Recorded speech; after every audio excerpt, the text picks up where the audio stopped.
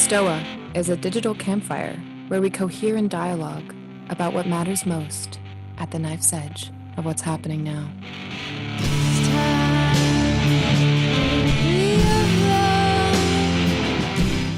Hello, everyone. Welcome to the Stoa. The Stoa is a place where we cohere and dialogue about what matters most at the knife's edge of this very moment. This is our last session of the Hollow follow-up Q&A with Bonnitta Roy. Welcome back. If you were able to join us for the previous sessions, I will post the slides and also the links to the recordings. I'll do that in a second once more people come in. And we're going to go for about an hour today, maybe a little over, maybe around 75 minutes. And if you're new to this, this is going to be a pretty open session with possibility to ask Bonnitta questions. And please put your questions in the chat. I may not select them in order. We won't get to everybody's, but put a question prefix in the front, make it easier for me to see it, and also just give a +1 if you like somebody's question. Okay. Bonnitta, do you have any opening comments? Yeah, I wanted to revisit a question. I think it was from Andy Fine last time about, was talking about the transformative philosophy of education, and we were talking about how to implement that. And I said, well, I don't actually see it being implemented. So I just wanted to talk a little bit more, expand on that. What I mean by that is I don't think that's the portal that the change is actually going to come in. You know, it's very similar to Zach Stein. He wrote his book, Education in a Time Between Worlds. And then he says, this is what we need to do in education. And he calls them social miracles, because again, you know, there's this sense that maybe you can't get there directly. There's a lot of leverage point there, but for reasons we talked about, there's a lot of inertia in the human system. But what I do believe is, and we didn't talk about this, but a lot of the work I'm doing now is, I think that the locus of transformation is actually in organizations right now, and not necessarily non-government organizations. I think business organizations, the future of work, the kinds of experiments people are doing in Scandinavia. All my clients, my business organizational clients are in Scandinavia. It's got a lot of transformative power. And I think that there's a lot of bang for your buck, because number one, they're moving to social benefit enterprises. Like young people in the workplace want to work on tasks that solve real problems in the world. And they also want their workplace environment and their organizational life to be really different than it was before. So if we get traction in the workplace, next generations of workers, which is a large class of people, start to see the possibility of different structures. And as they become parents, then you'll see this loosening of the inertia and people asking, well, what is possible in education? But then, you know, works like Zach's or mine, they need to be already firmly established as a blueprint or some kind of vision of what education could be. So I just wanted to add that I don't think it's impossible. And I think that's the kind of sequence. So this visioning is happening for education, but I think like all the movement and the real transformative energies in the workplace. And as those people become parents, then you'll start to see, I think, more transformation. So that's what I see anyways.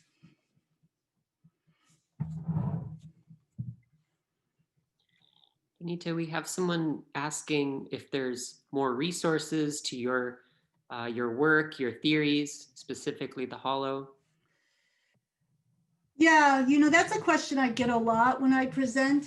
And what my presentations are distillations of massive amounts of work, like Whitehead is a resource, or Isabella Stengers. But if you go read that stuff, you won't necessarily see very clear statements of what I'm talking about. You could read Chandler, Wakefield, this collection of what I call post-anthropic writers, William Connolly. But again, they're all coming from rather complex academic, sophisticated language around ontopolitics and stuff. So I think that there's no real, I'm not really following a synthetic piece of work, or it's kind of like asking, what is it, Yuval Harari, like, where can we go to read resources to read your popular books? And then of course he's had to synthesize and collect a lot of different stuff. So yeah, there's not really a real go-to place, except the post-anthropic thinkers.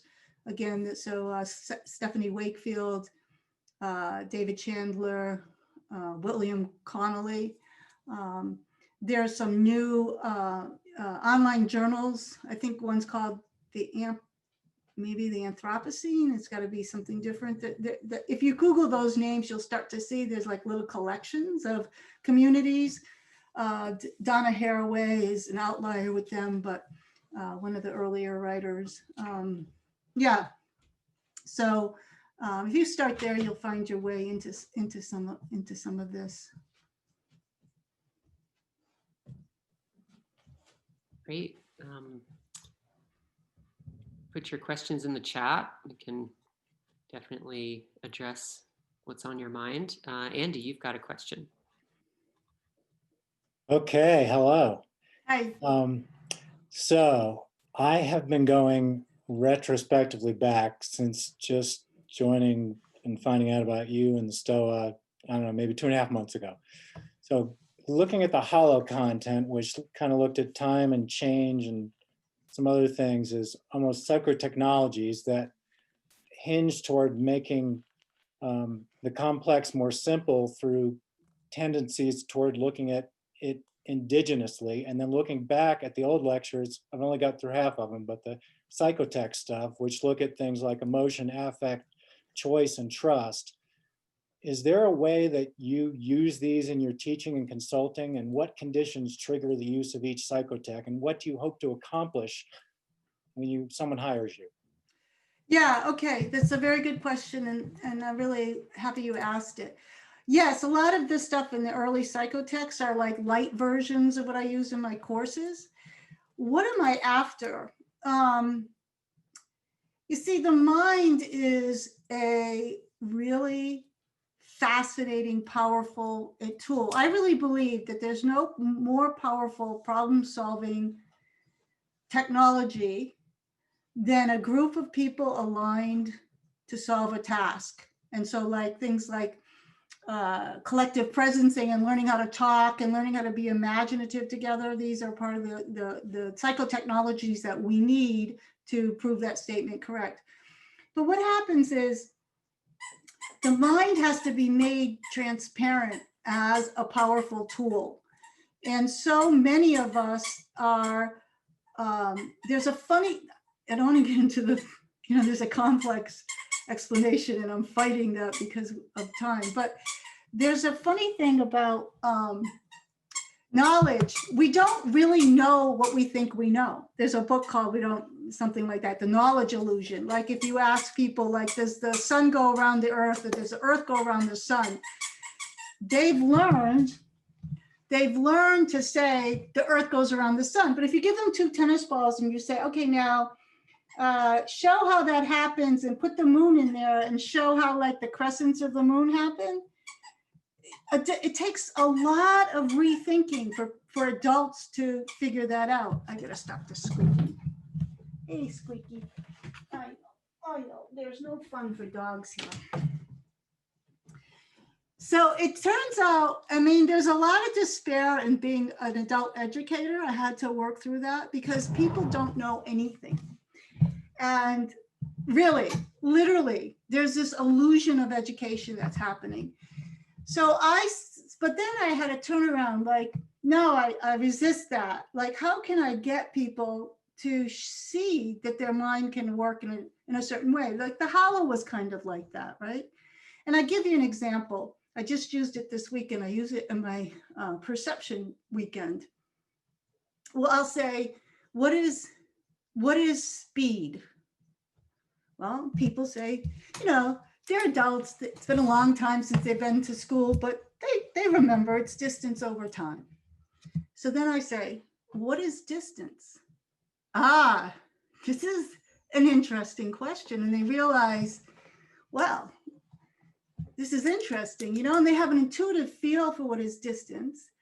And eventually they just kind of try to work it out. And it's like, it's about traveling. And eventually someone says, well, wait a second, like if I get a ruler and I put it down, that's length.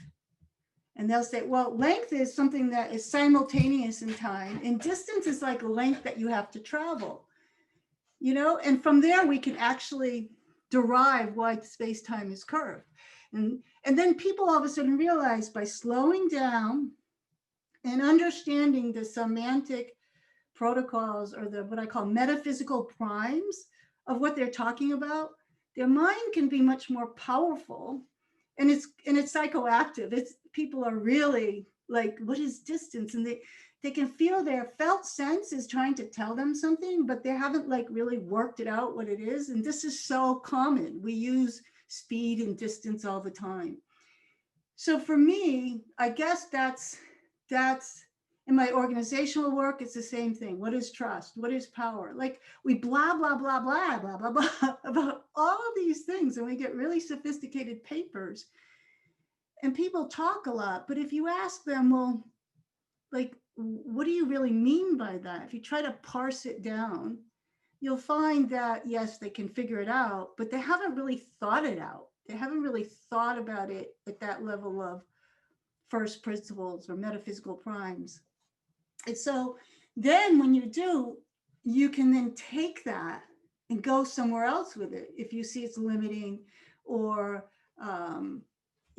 or an ad hoc model that you don't even know why you have, why don't you use another one? Or if it's inconsistent with other models that you have, and now you get to choose, or you take some from some and other parts from others. And so that's kind of, I think, the common thread between what I teach. I teach a lot of content too in my master's course, but there's always these little practices that try to exercise a certain muscle in our minds. So people are like, that's what the mind is. Like, that's what I call post-formal critical reflexivity is. And I think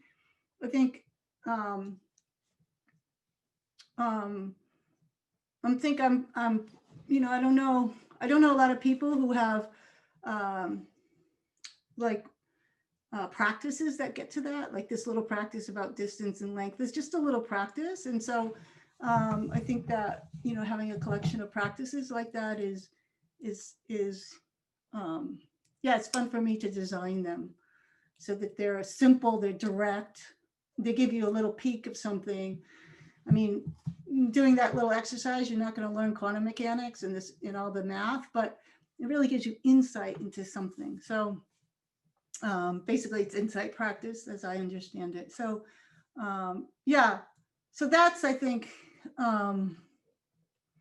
what I'm doing. If you read my earlier writings, they were like hopelessly complex. We talk about people writing at the edge of their own thinking. So it's very jargon laden, and you can tell the mind doesn't know what it's thinking. And, so the process of trying to get, well, like, what am I really trying to say? Like, what is really happening in my mind space? What questions am I really asking? That was a process I had to go through too. Any follow-up, Andy? Okay, thank you, Bonnitta.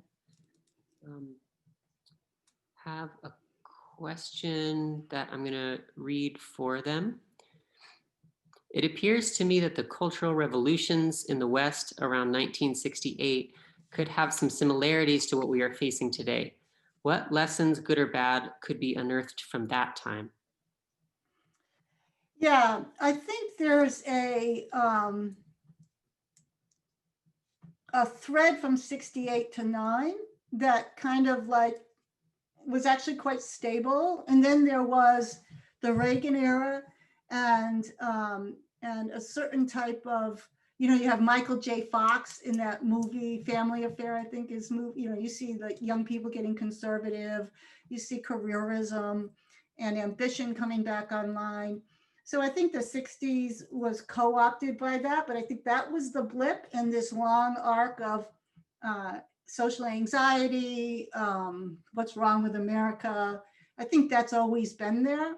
And that's a little bit of what I tried to show. And I think this is maybe why you're asking the question. In the third hollow was that some of this stuff, like things don't make sense, and this distrust of the environment, the social environment and stuff, that's really been there for quite a long time. And so I wanted to show that that could be seen as the thread, and not in the short period of feeling that modernity is working and we all can get jobs and our income's going up and things make sense. That's like the blip, So it's one way to look at it.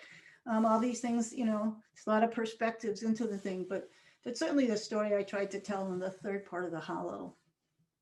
To give people not reason to despair, like, oh my God, this has been going on for a long time, but to hope, because things don't fall apart. Things have been mad. The country's been mad before, and it doesn't really fall apart, which is incredible. One of the things about when there's a lot of inertia in the system is that you actually are happy, because you want to try out, you want to leap, you want to do the metamorphosis, but you don't want the thing to be, you don't want to destroy the thing. So there's a little balancing back and forth. Same with the ego, same thing. Like if you're doing a lot of psychotechnologies, you could be frustrated that you go back to work and your ego's like online. But if you have a spiritual emergency or some kind of psychotic breakdown, you're very happy that your ego has a lot of inertia, slaps right back after a little while. So you got to hold those two things together. Thank you. Question from James Kite, if you'd like to unmute yourself. Hello, Bonnitta and everyone at the STOA. I'm curious about what are the queries that are alive for you currently, and who are the people around you that are helping you with it, or like how are you exercising like the power of like the group dynamic you were talking about? Yeah, and I've been thoroughly enjoying all of your series. Wish you the best. So I would say the biggest part of what I do is my master's course, my 2 years master's course.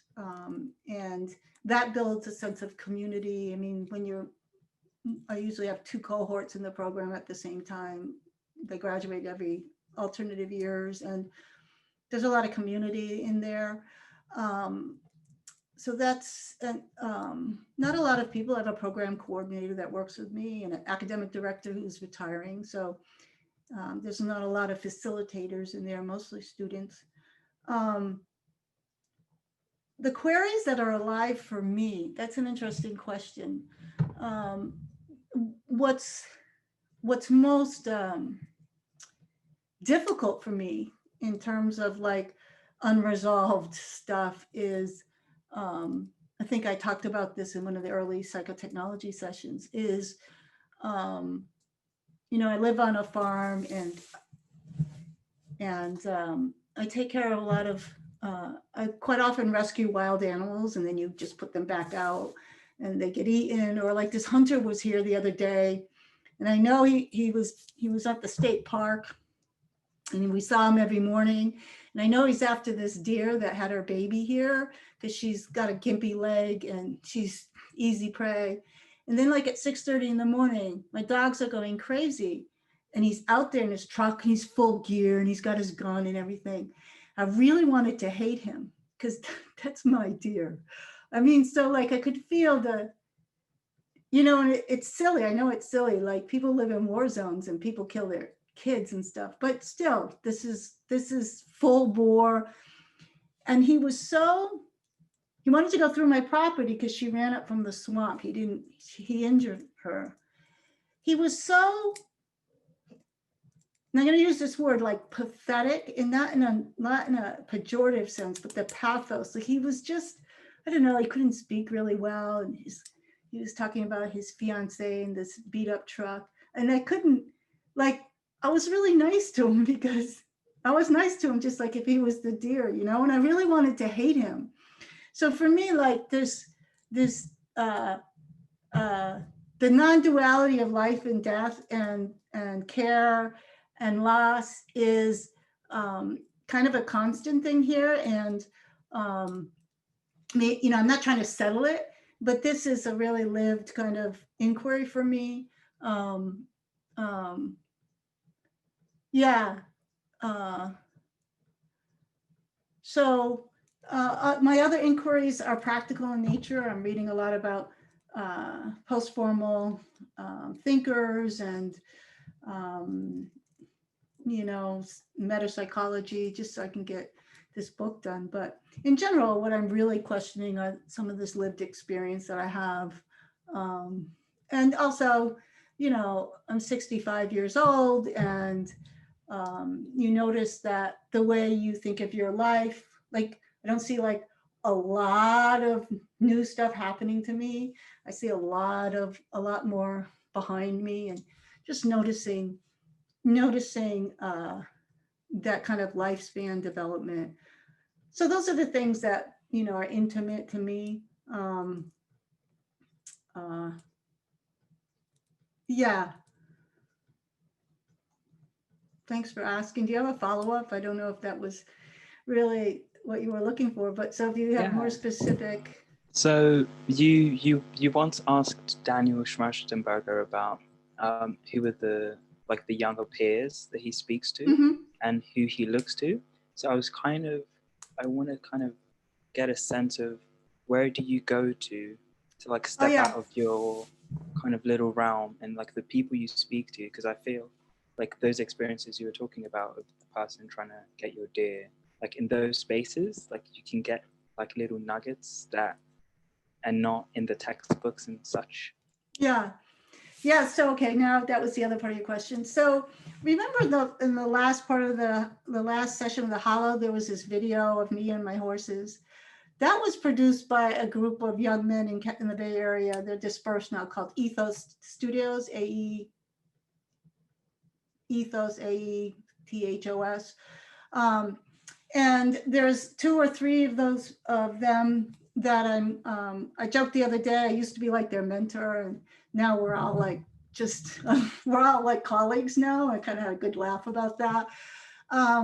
So that's an important triangle for me. I don't know if you know the colleague of mine and Zach Stein, Tom Murray lives near here, and he's been in the integral scene for a long time. He's a very close, I would say, spiritual friend of mine. There are, you know, Barty's on here. She was one of my students, and yeah, and touching base with people. There's a professor of art at UConn who is also very, I've had a long-term relationship with him. Yeah, that's kind of like my support group, my intellectual, spiritual, you know, meaning-making team. They're extraordinary people. So yeah, that's kind of the central players in my life.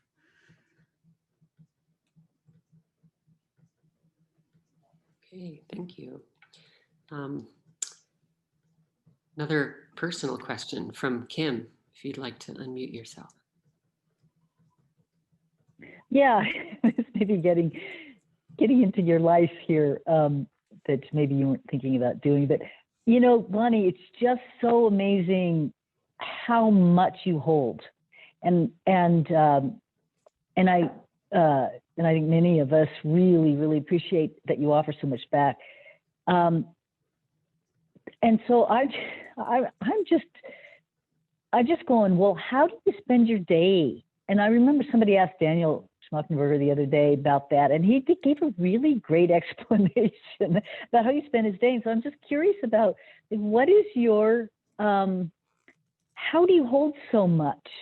And I know you have horses and a garden and all kinds of things going on, and you read tremendously. So I don't know if you could just kind of give us a sense of what it's like in your life. And I want to just caveat this shortly because I think there's a tendency for many of us anyway to, you know, to put people out there and say, oh my God, and be followers. And I think in engaging in that sort of personal way, it's like, yeah, I have a life too, you know, I got shit I've got to do. So anyway, just kind of in that frame, thank you. Yeah, so first of all, I have a lot of energy. And, you know, sometimes when if I go to bed and like, I didn't have a great day today, like a couple of things, like a couple simple things went haywire and it took hours to fix. And I'll go to bed and I'll say, that's it. I'm going to get rid of the house, you know, it's just too much. And I just like, but then I realized it's kind of a joke because in the mornings I'll wake up and I'll have all this energy. Like it has to go somewhere, right? So I have a lot of energy, and I just want to say that because when I was much younger, I thought people were like disingenuous because they weren't trying to do a lot of stuff. I thought they were lazy, but I just have been blessed really I have a lot of energy. So I just want to say that I learned to recognize that. But my life is quite, I have to routinize a lot, right? So when you work, and I'm a real good systems thinker. So when I worked for the landscape construction, I could get like, it's like one-stop shopping. I could get a lot done in a certain way, you know? So I get up very early and I read and I watch some stoa stuff. And then there's a lot of schedules. If the schedules don't happen, then the dogs get cranky and the horses get cranky, and then maybe they break through the gate, you know, then everything goes haywire. So in terms of the farm, it's extremely time-stamped and ritualized.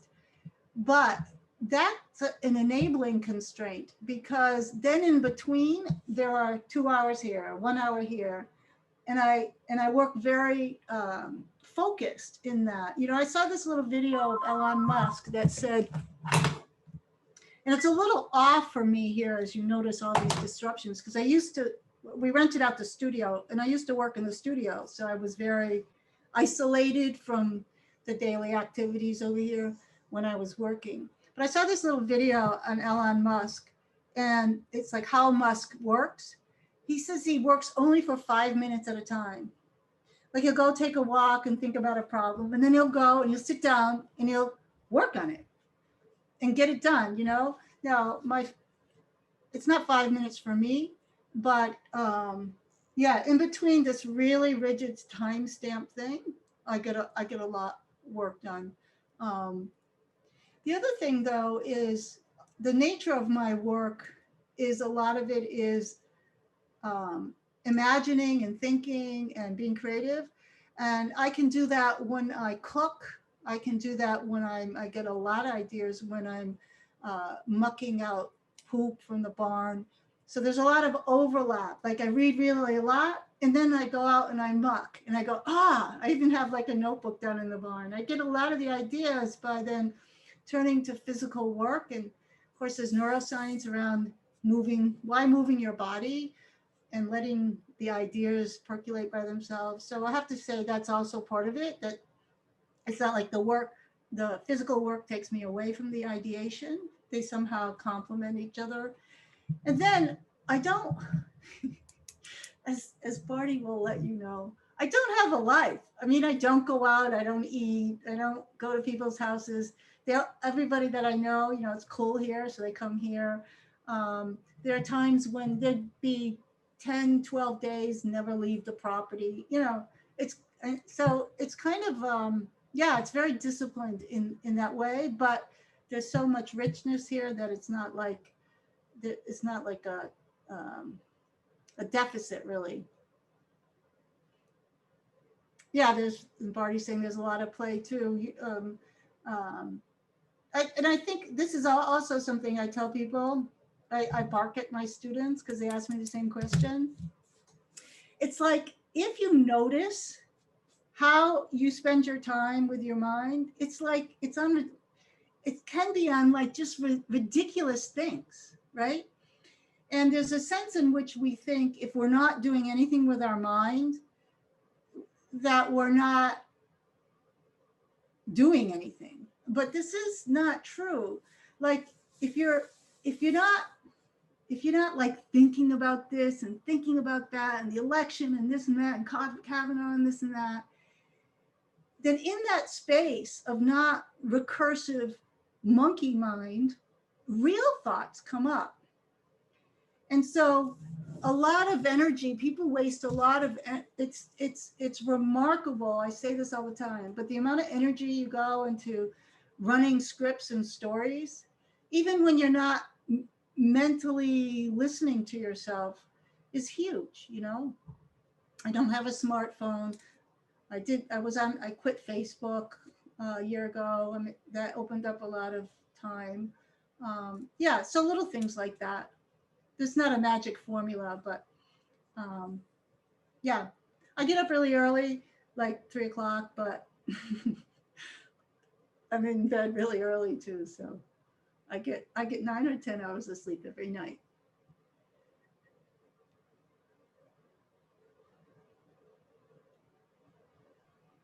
Thank you. Question from Cheryl, if you'd like to unmute yourself.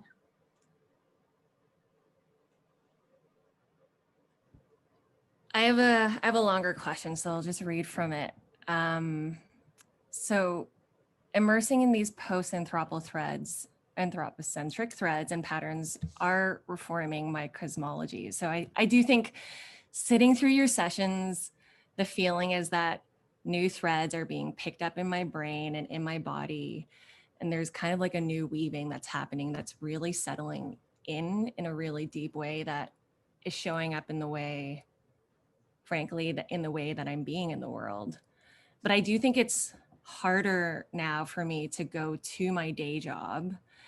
And I work in systems of looking at affordable housing, looking at healthcare, looking at food systems and food security. And a lot of these systems are built so robustly and so resiliently to be able to be at the front lines of constantly stopping the bleeding of people who kind of need them to hold them together, to essentially keep people surviving. But then there's also something so clear about the fact that we're stuck in a system that needs to die. And I guess I'm curious about how to kind of start the process of hospicing these transitions into like talking to some of the people that I'm facilitating and working with to not focus on trying to kind of keep what they do alive as long as possible, but to actually accept that maybe the best thing is to let themselves collapse and to work themselves out of a job and to actually release themselves into slowing down into a new potential state of letting something completely new show up. And I think it's like that, working against that fear, that existential risk of facing your own, I think, like increasing lack of fitness. Like, I don't know how to describe it. Yeah, I guess I'm trying to, because I'm a designer, I love being in the theoretical, and these sessions are just like philosophically making me feel in all these ways, but I also need to kind of bring it down to the tangible and understand, like, how do you actually help people be able to move? So this is really wonderful feedback. It's the first thing is to continue to get clarity on what is actually the case, and I think this is what is happening to you. And then there is something strange about when you're clear in this new cosmology. At a certain point, you can speak with confidence. So, for example, I had a student last cohort who is a Hispanic woman who works with underserved neighborhoods in Connecticut on education and health. And she started to get it too. And she started to see that the system is self-perpetuating. And she started to reclaim some of the indigenous knowledge about health in her own community. Like, why do you, and there were times where I like barked at her, like, no, why do you want them all to keep going to the clinic? Like, these are things that your grandmother knew how to do in the family. Why don't we look at setting up parishes that can help serve these kind of things? Now, it's very tricky because it's illegal. Everything you want to do on your own and locally is illegal. Everything I do is illegal. I can't feed people. I can't grow my own food. Really, literally, if somebody cared to look, there are laws for the way I live my life. But the key is that when you see the spark, you reflect it back to the community. And now you'll start to hear a few people wanting to move in a different direction. And instead of feeding them the conventional story, you'll be, when you're starting a fire in the woods, you have to blow on it really easily, just not enough to extinguish it, but enough to, bring it forward. And so there's a lot more people moving to this understanding, and the more people can recognize that these ideas are held by more people, the more it'll move in that direction. But it's a hard call because you're basically barking at people who, are in need. And yet you want to say, like, you once you get clear on what you're in service to, that you're in service to them, then it becomes easier to just be that cosmology, to speak from that cosmology. I mean, you still have to have skillful means, but it'll just be more, it's the reality you live in, and you'll see that that's the actual reality here anyways. Yeah, somebody's just writing Become the Strange Attractor. In the new series of organizational courses that come out next year, I talk about becoming an attractor organization. It's different than becoming like someone who leverages prices and this and that. Like, what does it mean to align all the forces and become an attractor organization? These are all new ideas, but they get traction, and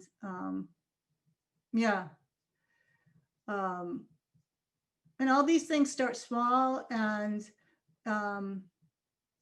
there's a lot of moving parts right now in society, so it's not really clear where the threads of change will go. But at a certain point, you won't live in between those two cosmologies. You'll live in the one you're moving toward, and then it'll play out right in front of you. There won't be this back and forth.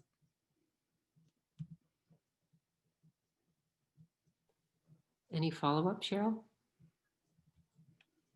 Yeah, I might put, I think my follow-up sometimes is, I think my personal fear is that as I'm moving kind of more and more into this new cosmology that's so compelling, that I also risk moving into a bubble. How do I think I worry a lot about leaving behind a system that has that still has parts to it or kind of functions to it that are there to really keep people alive in a very fundamental way. Like I think, like for example, there was like a group of people who were all camping together in this kind of like commune a friend is running. And when someone kind of fell, like they focus a lot on self-sovereignty and being able to like grow their own food and everything. But then when someone kind of trips and falls and gets a concussion, there's an ambulance that shows up, and that person can get picked up and brought to the hospital. And if need be, they can kind of be brought to the doctors to save their lives in this intervention that requires these very complex systems to come together. So I think I'm just trying to still hold both. Like how much do you, I don't know, I'm not sure if I'm communicating. Yeah, well. no, I get it. It's like, for me, the question is a little different. I always wonder, like, whether I'll become completely irrelevant, right? I think like, and then I meet people like you and it gives me confidence. But what I want to say is that I don't think you have to worry about the existing system. You should be thankful that it's there, and it does have this inertia. What it needs is new ideas. So the fact that the ambulance does come is because these are half-born ideas. This is not the reality, the conventional reality yet. So I don't think you have to worry that 100,000 people are going to starve because you're at work and you're like, well, why can't we do this from the inside out, and constantly suggesting and animating these other ideas, because the system is there. It's still there because we know, it's like when you're a child and half of you is, I want to do it by myself, and then half of you, like, you go crying to your mom. This is the stage it's all in. And so you can, but the system itself has enough energy and inertia to maintain. There's only what the contribution you could add is the other ideas, the other attitude, an inquiring and exploring mind, not an ideological and righteous one. And then over time, it's like the Overton, what the term Overton window is? It's like when Al Sharpton got up and ran for president, he didn't think he would win. But when people see on TV that level of discourse way over on the left, then their tolerance for discourse across a wider spectrum of ideas goes up. And so that's kind of what we're trying to do, is create a tolerance for a wider spectrum of experiments, explorations, and ideas. And really be grateful that the system has the inertia to level itself out on the way. Is that helpful? Yeah. Mm-hmm. Those are not inconsistent. Yeah. No, a lot to sink in. Thank you, Bonnitta. Okay, question from David Swedlow. If you'd like to unmute yourself. Yeah, thanks. I have an image I want to share. It's about C.S. Holling's Panarchy. Can you allow me to share my screen, Peter? I can't either, Rain. No, I know. I mean, Peter or Rain. Yeah. Watch, I'll do it. All right. Yeah, here we go. So this is I think this is actually something that you can see that, right? Yeah, this is something that I got from someplace, and I know you have seen this similar image. I don't know if it actually came from you, but I laid some stuff over top of it with notions from Flow Genome Project. And specifically, so it's kind of interesting. What I noticed is that something like, if I start with kind of a pushing up the energy to integration or upshift, and then flowing down here, or this is like pushing, this is the side of the flow where I'm compressing or, intaking. I'm thinking of it like an internal combustion engine. Like there's an intake of a raw mixture, a refinement or compression phase, a combustion or flow phase that happens after the ignition, and then an exhaust phase. Yeah, can I just say something? Yeah. Because I don't know if you mean it this way or you just made an unintentional error. In the panarchy, it goes up toward conservation, right?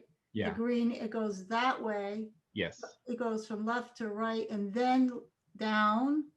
No. No, It it goes goes from exploitation to conservation, and then it goes down the release and comes up underneath to reorganization.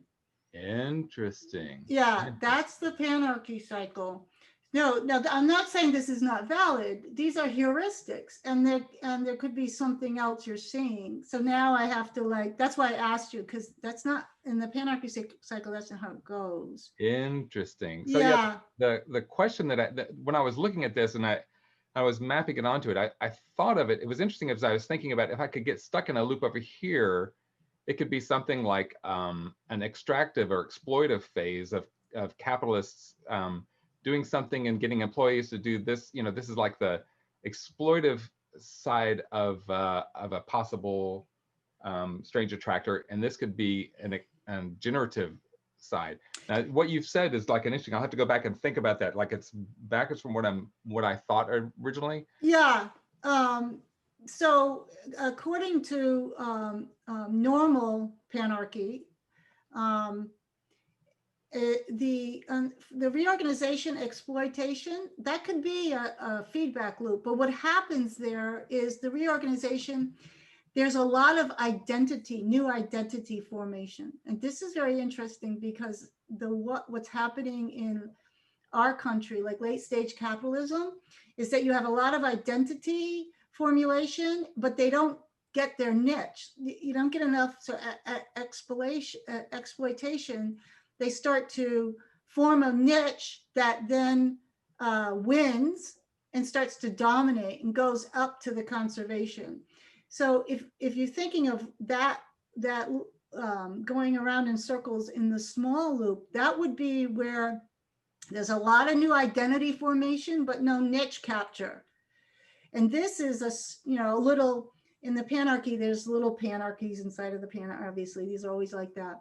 So that is something that is consistent with that. And then, so you would see like the stoa is a niche and rebel wisdom's a niche. And there's all these all these identity formations, which are species and ecologies, but there's no niche capture. That's what happens as exploitation. And then that niche becomes the apex predator or the dominant form.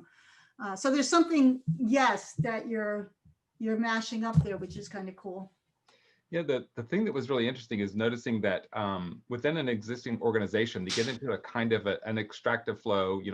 They know what they're doing, kind of the Henry Ford thing, but no longer looking at innovation. And innovation in an organization can feel corrosive to the efficiency of the cycle that they're in. So the thing that I'm really curious about is what the stoa seems to be stoking, and it's really related to what Cheryl was naming as well. I get inspired to think about like boxing just a little bit of this to go within an organization and say, how do you think about this in a new way, noticing that there's something that it does kind of dissolve the sense of identity, right? It actually kind of goes counter to that. Like the sense of identity comes from the repetitive flow, and then kind of going counter to that changes that. It seems like the place where Kodak failed to go from film to digital because the identity, even though they had invented that, they couldn't quite go that. And so I'm curious about thoughts of how to.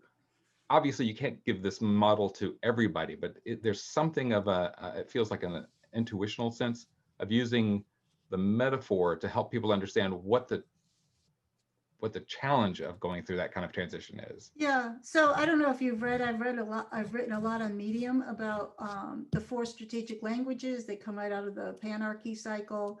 And what I talk a lot about is when you're in the support phase, when you have a product that you're selling and it's doing really well, there's disruption coming around in the release phase. And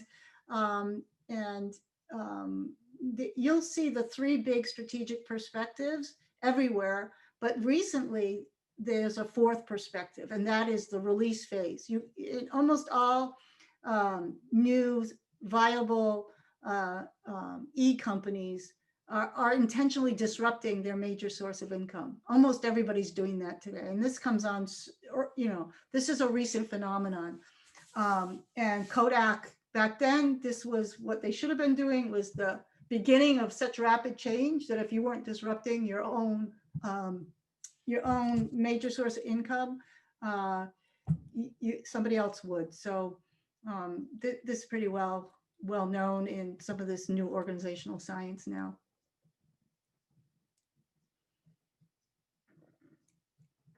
Yeah, so Snowden's apex predator theory is in this, and he says the same thing, the theory states you're going to be disrupted. So you need to have mechanisms where you're disrupting yourself.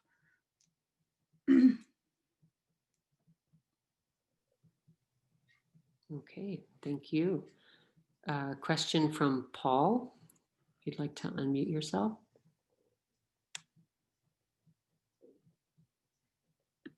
Paul? Can I say one other thing though about that?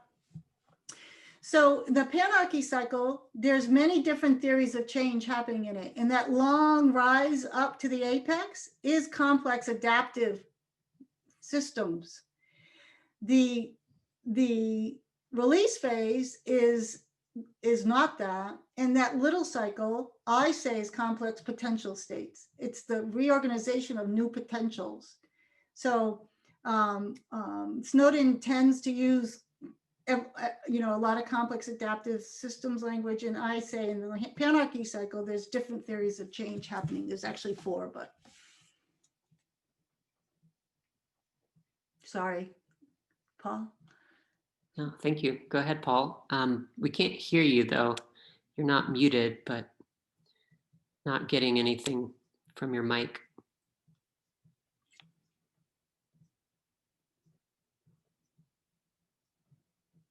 No.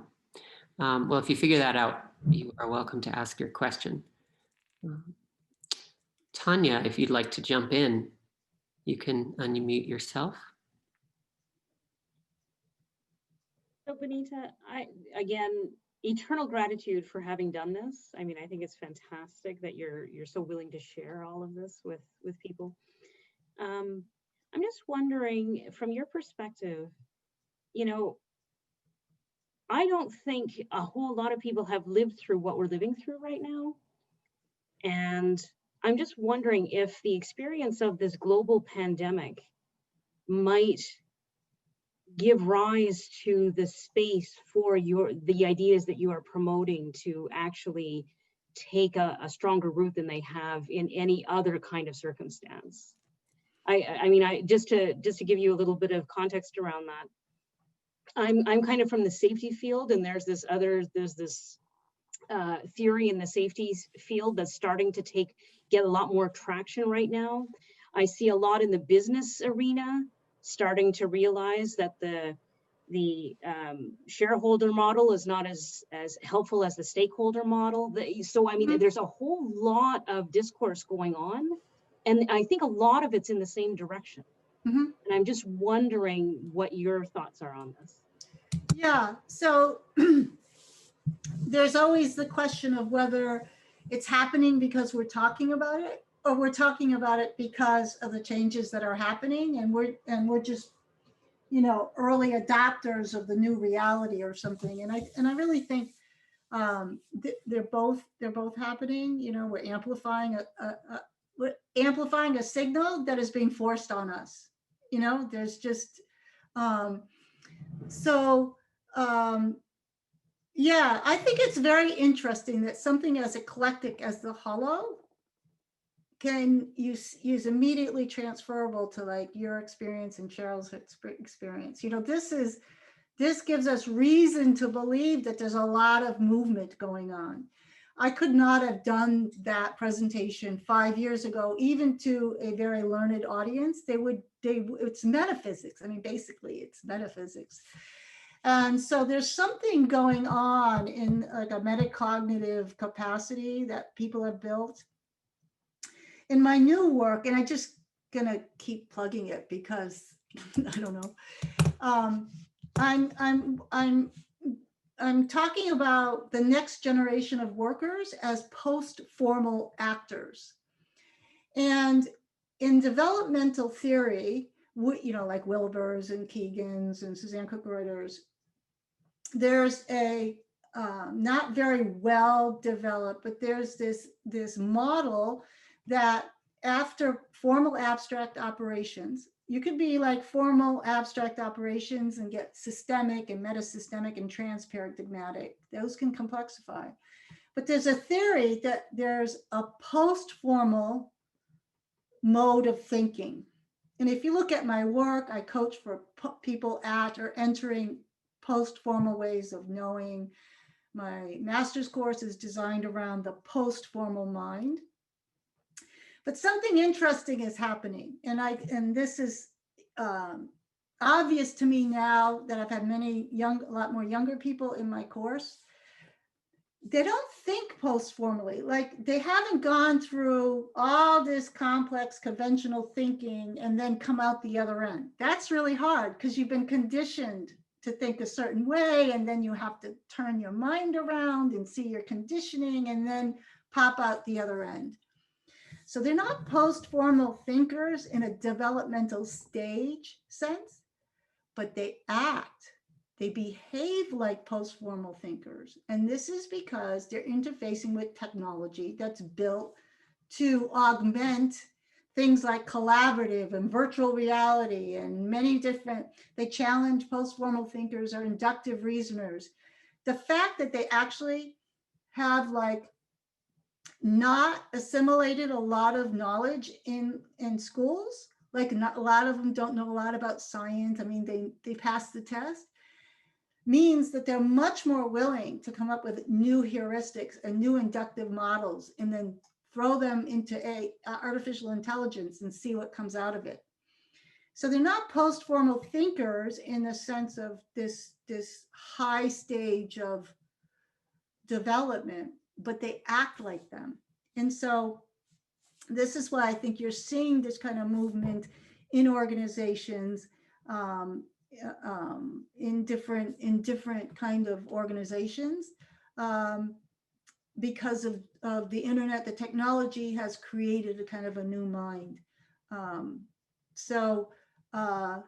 Yeah, it seems to be happening. The important thing, because it was a mistake that I made when I went to Scandinavia, where I first met this, is I thought they were much more sophisticated thinkers than they were, because I'm like, oh my God, they had to go all the way through that and deconstruct that. But they're not. They're just, the society is moving, like they're enacting behaviors that are futuristic, really. Does that speak to your comment? Yeah. Yeah, you can trust it. But don't think that they're, yeah. But the behavior is all we need. We need people to change their behaviors. We don't need them to be able to reconstruct the history of the consciousness in modernity, right? We need to do that because we're halfway in between one and the other. All right, Rain had to bounce, so I'm going to take over MC role. About 10, 15 more minutes, Bonnitta, you'd say? And I think Paul said his mic was fixed. So Paul, if you can ask your question. Can you hear me? Yes. Yes. Okay, thank you. Sorry about that. Yeah, I'm just gonna read what I wrote. And it's funny because what Dave bringing up the panarchy cycle was just like a perfect segue. So I'm gonna add a little thing once I read my question. So the Hollow characterizes complex adaptive system thinking as one of the entrenched systems of modernity that is creating pathology and upward pressures. And so the image of us using these lenses to create a leverage point that we use to try to control nature, as you've kind of characterized it, that to me feels like the opposite of complex adaptive systems. So I was curious about that. Like what theory have you encountered that teaches that there is a way of basically trying to control complex adaptive systems, and that there's a leverage point in which we can do that? That whole kind of image of kind of grabbing the system by the tail. With the panarchy loop, your theory of complex potentiality to me feels like how we navigate from release to reorganization, right? How you see like the potential that's in the system that isn't being used and can get access through a reorganization. So to me, that feels key. And so I think what I'm confused by is the idea that the back loop isn't part of complex adaptive domain and the front loop is, where to me, the panarchy cycle basically is the story of how one paradigm becomes another, which is how complex adaptive systems navigate change in their environment. Yeah, so we could map a theory of complex potential states onto the small loop. That's what's happening there, because there's no now. But when I critique complex adaptive systems thinking, it's the thinking that's in this method of like, we get a coronavirus, we create a vaccine, and that's the human system's adaptive response to it, which means then the coronavirus can adapt to that. It's very complex. It's a series of adaptations that inevitably builds a arms race, right? Pesticides and pests and antibiotics and bacteria, geopolitical politics. Okay, now I'm going to warn you. It's very hard to trust that that's not the case, because everywhere you look, that is the case. Now we get into something very tricky, because I've spent a lot of time trying to think outside of, you're in a garden and the beetles come and eat your plants. And then you're thinking, I know what that is. That's like the plants then do something, it's adaptation. So it's really hard not to see process in nature and all these things with complex adaptive systems. It's really hard. But the other thing I know for sure is that when you see a model everywhere, you're not looking at the world, you're looking at your mind. This is a problem that Buzz Holling knew about his panarchy cycle. Once everybody started using it everywhere, he's like, it's kind of useless. Because if you use a model and you see that it works everywhere, you're just looking at a constraint you put on your mind. This is Wilber's problem. These are all the metaphysicians have made this problem. It's actually my critique of Forrest Landry. He has a great system, but he's looking at the mind. He's not looking at the world. The world is infinitely plenitude and we don't know what's going on and it's all its potential. So once I started to realize that about complex adaptive systems, then I started getting like, I can smell that. Like the fact that we can't see outside of it means we're looking at our mind. We're not looking at all the reality of the world. So then what can we think about? Then what can we do? And it's really hard.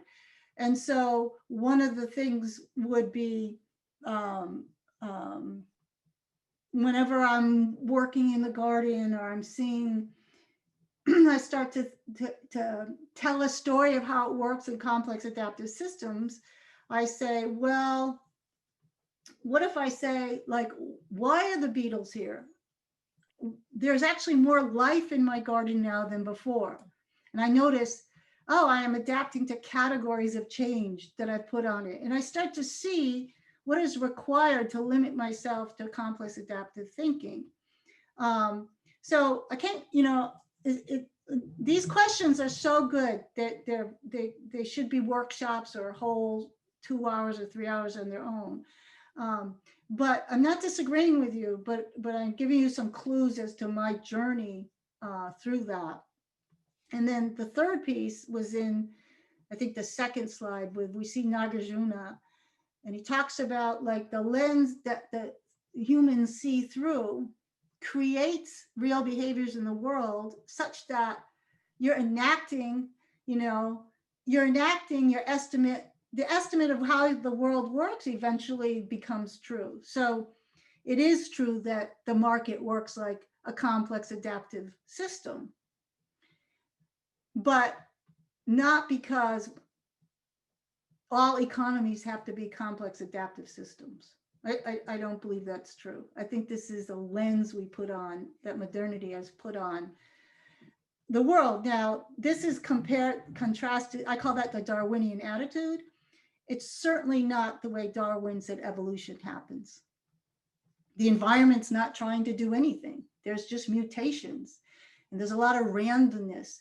And if you look at a lot of indigenous rituals around hunting, there's a lot of role of randomness in it, because there is a ritualized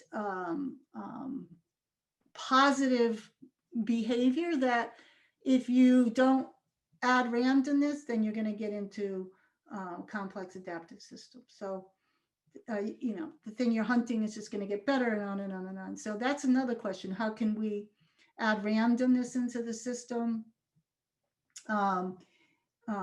There is randomness in the system, but how can we invite more of that in our own behavior? Yeah, it's a tough rabbit hole to squeeze down. When I was trying to fix my mic, the question came to me, like an easier way to pose it is complex adaptive systems and that kind of thinking incorrect, or are we just doing it wrong? It's like a simpler way of asking it. So I just want to throw this idea at you. It's like getting back to the panarchy. You know, I feel like in the evolution of our kind of human society on the planet, that it's possible that this whole front loop, back loop thing is really interesting, right? That we've gotten really used to the front loop dynamic, right? And the back loop dynamic has happened really, really quickly, because I think like since agriculture, right, we've had like a lot of different paradigm shifts that have happened really, really quick. One builds on top of the other, right? And we're at a lucky phase where the front loop was super pronounced and we got really good at front loop thinking. And the back loop always happened so naturally and so quickly that we didn't have to even think about, from a kind of meta science perspective, how we were doing it. Yeah. And that in this moment, we're in a place where we're in this protracted emergence, where we're releasing, reorganizing, waiting for the new front loop to lock in. And because we haven't been in this situation of oscillating between release and reorganize, trying to figure out the way forward, that we're in a place where we're having to get smart about an aspect of complex adaptive systems that we haven't had to really contend with before. Yeah, Buzz Collins said that the whole Holocene is been a front loop. Good climate, the whole Holocene era after the post-glacial era has been a front loop dynamics. That's how big it is. The problem people make with the panarchy cycle is they think they can strategize or adapt to the back loop. By definition, it's not adaptable. It's not strategizable. And that's when people adopt the Darwinian attitude to the panarchy cycle. By definition, you can't adapt. You can't respond or move to it. If that's crashes true, all those things. I'm curious, if that's true, then how do you get to a reorganization? Because a reorganization is this. Because the untapped potential that comes back when you reorganize is dead until the crash. The untapped potential doesn't exist. It's unborn. It subsists, but it's unborn until things fall apart. And only then are those potentials tappable. If those potentials exist now, they're in the front loop. That's what the whole thing is. They're untapped, they're non-existent potentials until the crash. The shrew, so we evolved from the shrew, not the dinosaurs. The shrew could never have evolved into humans if the dinosaurs and the whole thing didn't crash. That was an untapped future. It was a possible future for the shrew, but it could not be realized until something dramatic happened. So there are untapped futures for us, but until that potential exists and not subsists, they can't be used. That's the whole point. They're not, that's the end of the hollow. In order for these things to happen, something has to be taken out of existence. That's the reality of the back loop. So a collapse has to occur? Because I always thought that according to the panarchy cycle. According to the panarchy cycle. So we have to be very careful here if you're reading the panarchy cycle. And that's Susan Wakefield's critique is people don't, you can't use the panarchy cycle and say it says something different. You have to make another model. See, people do the same thing, evolution. They say the word evolution, but they're not taught, they're in a Darwinian attitude. So that's the critique. You can't use that and say that's what the panarchy cycle. If you say there's not a crash, then you can create a different cycle. But that's the mistake people make about the panarchy cycle. And if you're reading history that way, yes, something has to be taken out of existence. And chances are it's us, or modernity. And the loss of identity is crucial also in the back loop, because that allows new identities to form. So in evolution, the back loop is species extinction. It's like serious stuff. So yeah, it's serious stuff. It's a serious claim if you're thinking about panarchy in the back loop cycle. It doesn't just bring you around. That was the metaphor of the caterpillar. In the front loop, we want to just be a caterpillar and grow fatter and eat more legs. In the back loop, we think after the back loop, we'll just, but we don't really want to be like completely exterminated from the inside out. And that's what the back loop, that's what happens in the back loop.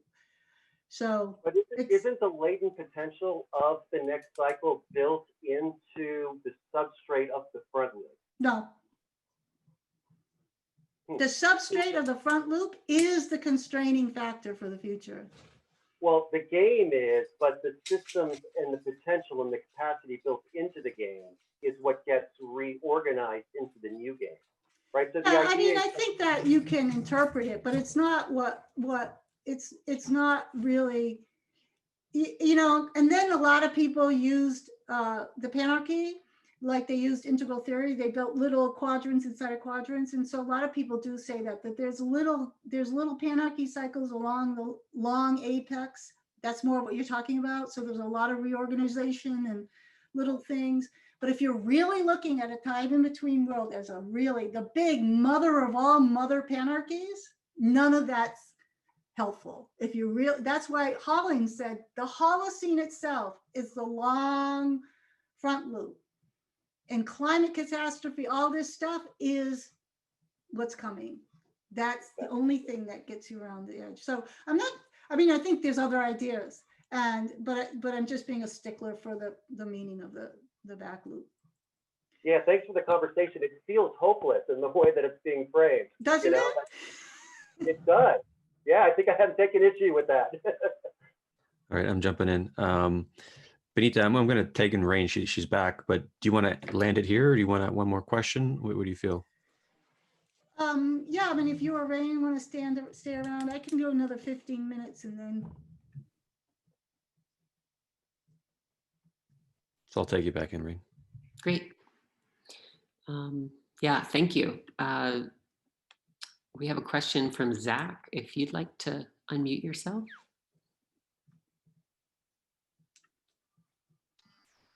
Yeah, hey. Yeah, as I've sat through the series, there's a lot that goes over my head. There's a lot of terms that are used that I'm not familiar with. So like the building blocks of what's being talked about are things that I'm not familiar with. I can give examples if that's helpful. Mm-hmm. Even just like the notion of like metaphysics itself. I don't feel like I have like an intellectual grasp of what that means. Or when you talk about like modernity or post-modernity, like I hear these things used a lot, mm-hmm. But I haven't done the work or taken any courses to understand, have an internalized sense of like what those things are. I've just kind of have a rough sense of what they might mean based on how people are talking about them.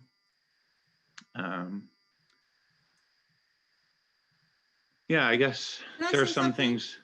Yeah, I just want to say, first of all, it's even worse than that because people use these terms in different contexts in different ways. So there's a cultural form of modernity. And different people use metaphysics in a different way. Yeah. So there's a lot of confusion around that. But you having said that and watched them, I think is really fascinating. Yeah. I can speak to that too. Yeah, I guess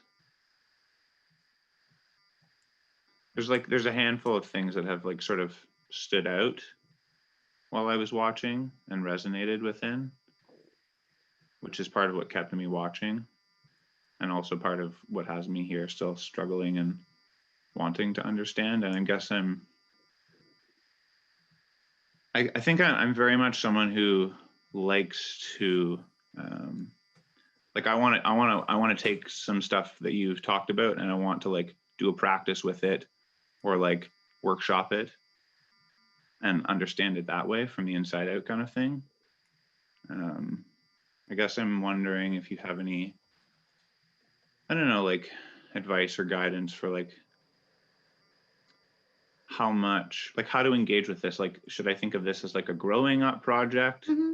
Like in the sense of like trying to understand things more intellectually, or is it appropriate to like approach, like take just a piece and try and like understand it more experientially, like a koan or a meditation? Yeah, like a koan. Like does the phrase time between worlds resonate with you? Like that like we're in between a world that's dying and a new world that's coming. Does that have any intuitive resonance with you or no? It has a bit.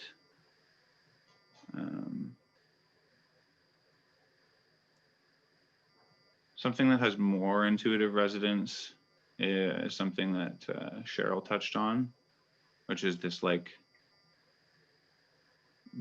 a lot of the time I've come to this sort of feeling like, no, like we shouldn't keep trying to keep this structure alive. We should just like admit that it needs to die. It needs to like cease. That's something that made more intuitive sense. Yeah, so this is now I'm gonna hopelessly complexify it out of your basic truthing, which is true. Yes, this is what I was saying before. Like people who like were steeped into thinking this one way, we have to use what I call metaphysics. We have to figure out why we can't see what you're seeing. If you can just see it, then you don't need to. You just basically said what the back loop in that model says, that things have to die for things to be truly new things to be born. Mm-hmm. So what I was saying is that there are people who can just see this. I call them post-formal actors because they act in the world in this way. You haven't read all this metaphysics and done all this work and thought this through. That's your reality for whatever reason. I don't know. So I think if you're grokking some of your reality is being reflected back in my hollow thing, but for you, it's like, well, isn't that the way it is? A lot of indigenous people be like, well, yeah, isn't that the way it is? So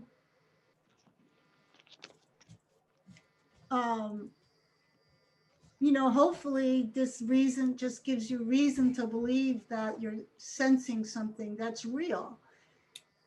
For other people, it's real in this other way. And maybe we're wrong. Maybe I'm wrong. Maybe you're wrong. We don't know.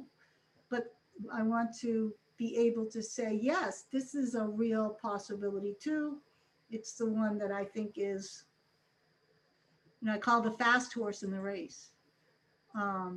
But yeah, for some people, it's just like, well, yeah, isn't that the way it is? And for other people, like you heard Paul saying, like, that sounds like despair, or like, isn't there something we can do? Or shouldn't we shore up the system? I'm oversimplifying what you said, Paul. So, but Yeah, that's what's in between. The people that are working harder and harder to keep the systems functioning, but there's a law of decreasing returns, right? Things get more complex and we get the returns, improvements get smaller and smaller. In fact, the improvements might actually be becoming negative. And at a certain point, people start working harder and harder on those problems. And at a certain point, people like me and you say, the whole way we're doing things is the problem. Why don't we look at that?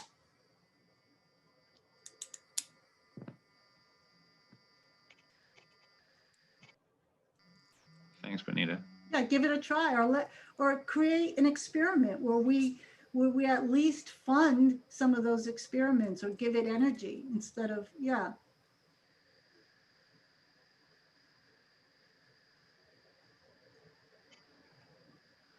Okay, we've got time for just one or two more questions. If you have another question you'd like to get in, or if I missed your question, please post it again. In the meantime, Joshua Baker, if you'd like to ask your question, you can go for it. Yeah, hello. Hi, Bonnie. Hi, everyone. Rain, thank you for your moderation. The tone has been really wonderful for the whole series. Thank you for that. Bonnie, yeah, I'm feeling it. The holo is really cool. It took me to some good places and helped me, yeah, got me really energized. So thank you. I actually need a little bit of clarification too on, I think that this is a good lead in from the last question.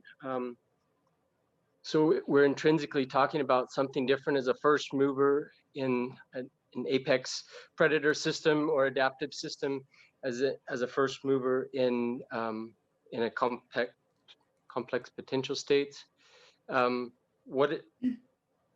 I guess Cheryl said something too about the weaving the threads together, and one of your notes in the slides was the first mover weaves.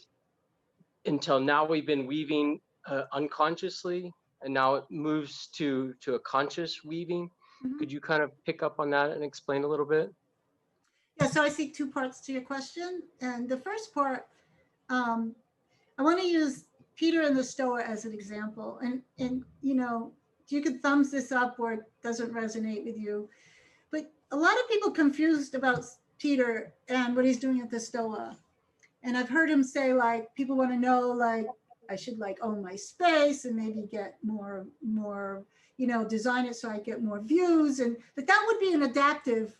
I've got a niche. I'm going to go into complex adaptive thinking, right? You see, he always resists that. He's like, well, I don't know. Let me see. Oh, I don't know. Let me see. Like, he'll tell you he doesn't know what he's doing. He's very cautious not to react against the perceived pressures on the Stoa.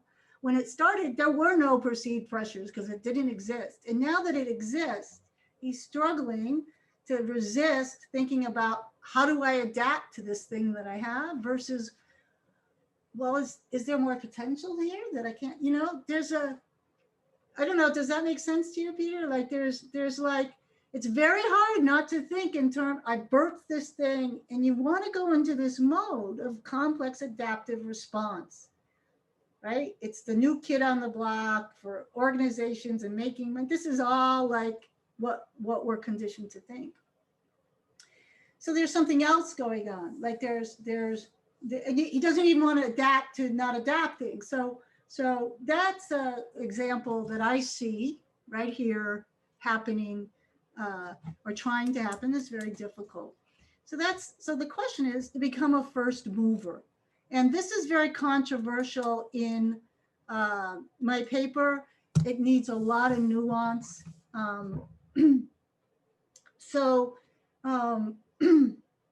What it means is, it's controversial, right? It's like, again, I can take Peter as an example. Like, why did he create the Stoa? It wasn't really, he wasn't adapting to COVID.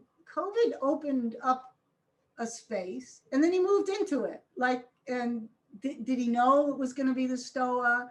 He probably thought it was going to be rebel wisdom or something at the time. You know, I don't know. But okay, but you know what I'm saying? You didn't know, because the thing that the stoa feels like, nobody had ever seen that reflected back again, right? So that to me, that's an instance of being a first mover. It didn't really have any utility. It had some parameters maybe.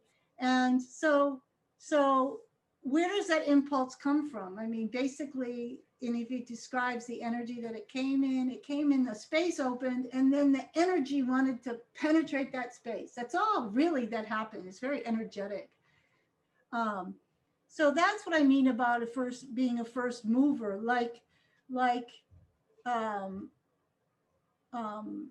and for me, it happened because I lost my job and there was nothing coming down the pike, nothing coming down the pipe. And I'm like, well, how am I going to get from here to there? And other than doing something with my finances that was adapting to the market, like I just had all this space. I could have done nothing, but something came up eventually, and then something else came up, and it's like, where is that coming from? It didn't come from a pressure, adaptive pressure. It's the opposite of pressuring something to move. There's a beautiful Buddhist story called Evam. It's in Trungpa's late books. And it's the story of creation. And it's the masculine and feminine principle, but they're both creative. And so creation happens in two ways. One is that the dogs bark, the birds, the million things. One is that, come on, stop it. I'm gonna finish this with this story, so we can go.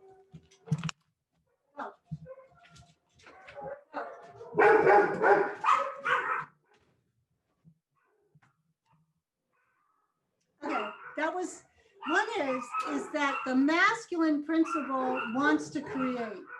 So it penetrates, the bomb penetrates the E. And then the E is forced to receive and create more space, right? So that's the one thing. But in this Buddhist Vajrayana myth or framework, sometimes the feminine principle, when the masculine principle is being lazy, she creates more space. And it sucks the creativity out of the masculine, you see? That's like, in the first one, she's adapting to the creative force. But in the second one, it's like there's a void in the creative space, the creative energy can't stand the void. So it just, something brand new gets sucked into it, right? So I don't know, that story came, it's not exactly an answer to the first mover, but yeah. So there's something about that story that comes into the notion of first mover. It gets really funky with a lot of stories of co-arising, co-origination, co-interdependence. Like, can you actually be a first mover? And I'm saying, yeah, you can be a first mover. That last example of the Buddhist story reminded me. I talked to a Belgian artist, and she said some of her friends, they're all also artists, and they just sit around for days and days and days until the boredom just kills them, and then they wait and they wait, and then the energy wants to fill the space, and then they just attack whatever they want to create or whatever comes, and then they create. And so they create that vacuum. Yeah. So yeah, I think that's perfect. And the boredom releases any context to adapt to, right? And then something's new. So yeah, these are provocative ideas, and there's a lot to go around, but your questions are they've been really, really good. So I thank you for that. Thank you. Beautiful. I think that's a great note to end on. Thank you, Bonnitta. Really, from the bottom of my heart, it was an honor to help host this session. Thank you for your time and just all of the energy that you put into this and for doing that with us. It feels really special. Thanks everyone for coming. I will post the slides and the recordings one more time. And I will let Peter and Bonnitta have the last word if they want, but I'll just say we are entering the back loop of the hollow, and I recommend just surrendering to the dissolution of self. Peter, Bonnitta, any closing words? Yeah, I think Rain said that really well. Lots of love and gratitude your way, B, for coming to the STOA, for the Hollow series, and sharing your quirky brilliance with us. And yeah, we got 2 more sessions at High Pitch, or at least 2 more sessions. So do you want to speak on that and maybe close us off? Yeah, so High Pitch is a switch, right? From, it's got a different sense to it. It's also an experiment. And I would say that a lot of these sentiments, not all of them, are intuitive to the people that are in the High Pitch series. I think that they get it. It's in this kind of back loops meaning. Sensefulness is intuitive, if not, intuitive to them. So yeah, hopefully you can, if you listen to us on High Pitch, you can hear some of that difference. Yeah. Very cool. All right, so yeah, Rain, Bonnitta, everyone, thanks for coming to the Hollow.